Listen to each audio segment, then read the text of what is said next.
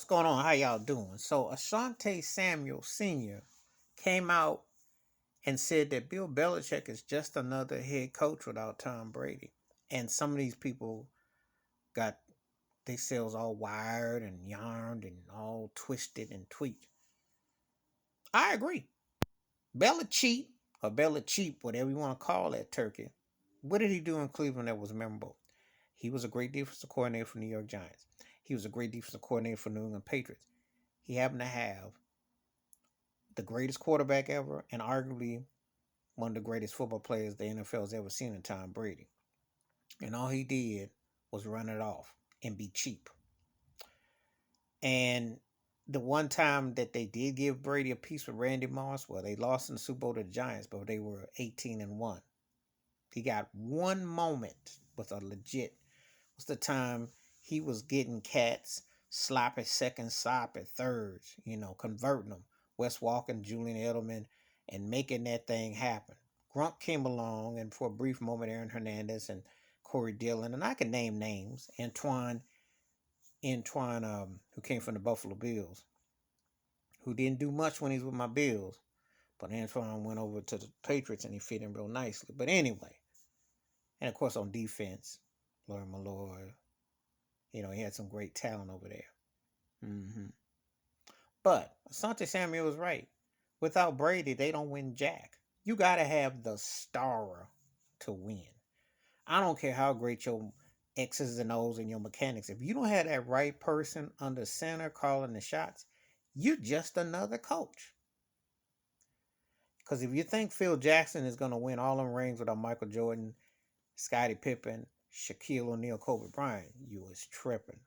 He had top tier players, but he knew how to handle that ego, coach that ego. Just like Pat Riley did with Kareem and Magic and then Shaq and D Wade.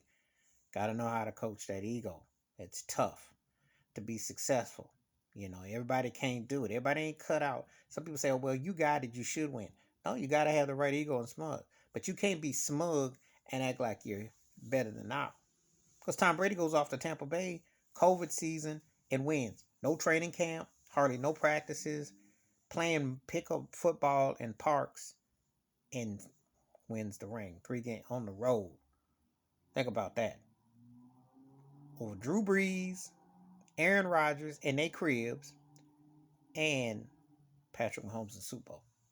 No matter how everybody was inspired because Brady was leading the charge. So you asked me out the two. They were a great duo together, coach and player, but it was Brady that made that thing happen. Whatever happened to Matt Castle? He had the 11-5 season. The Patriots didn't make the playoffs a year when Brady was gone. Whatever happened to him? What became of him? Cam Newton was used as a scene. This was done two things as far as I'm concerned. Cam Newton was used as a guy who was a big popular player, so they replaced Brady with a popular player. So that looks like it looks cool. And plus, he's a black quarterback, and they didn't want to come across like they lily white, even though they are in New England. So let's be real. It was a PR move and another move. Now, Cam didn't have nothing to work with either because Julian Edelman was past the pool date. They had nothing to work with last year.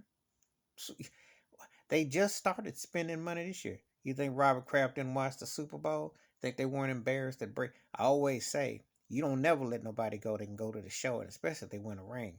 That's on your behind. Belichick is on the hot seat. No one's talking about it. His butt got exposed because he let a quarterback go who not only went to another team, but he won a chip for the whole world to see. You never let that happen, especially when you ain't got nothing to retaliate it with. No, when the Lakers let Shaq go, that stung the Shaq when got the ring in Miami, but they still had Kobe. So you still had something. You don't shutter the box. Mac Jones, we don't know when that's going to come into fruition. But amongst young quarterbacks, he ain't going to be that dude for a minute. He ain't seeing Josh Allen play for the Bills. He ain't seeing Patrick Mahomes. Hubert was saying that with the Chargers could be interesting. You got to wait in your line, buddy. And your team better get on board. I don't see another 20-year run coming to New England. So I'm just telling you. I'm just saying what I see. But anyway, I agree with Asante Samuel. He was just another coach without Brady. Because what has he done? Not much. If Brady didn't, if Mo Lewis don't knock Drew Brees Bledsoe out that game 20 years ago, best chances are Belichick is on some sidelines as a coordinator, as a lifer. He ain't gonna get no head coaching gig. That was a luck of fate to get a guy like that. Cause six rings out of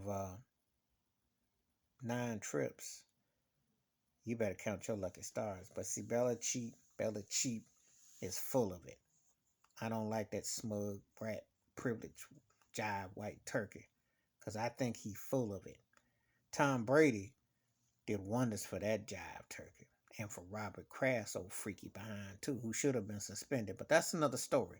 Anyway, give me your thoughts and takes about Asante Samuel saying that without Tom Brady, Bill Belichick is just another coach. I co-sign 100. Please give me your thoughts, your likes. Please hit the like, subscribe, or welcome thoughts, comments, and I do respond. Thank you. Wash your hands, keep your mind clear, watch out for another. And it ain't rocket science. If you ain't got the right piece, you ain't getting no jewelry. I'm out.